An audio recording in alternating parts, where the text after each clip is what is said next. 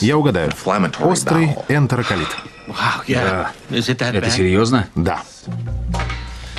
У вас это в карте написано. Понос с кровью, газы, боли. Принимали сульфасалазин, не помогло. Да, и тогда я... Вы делали клизму стероидами. Принимали кортикоиды, месалазин. Я поражен. Истории моей болезни? Нет, эпикризм вашего врача. Когда каждый час бегаешь в сортир, это одно, но когда у меня на коленях дети сидят... В общем, меня домой отправили. Пропишите мне снова месалазин. Может, на этот раз он поможет? Вряд ли. Я выпишу вам кое-что. Стоит дешево, что хорошо, поскольку страховка это не покроет.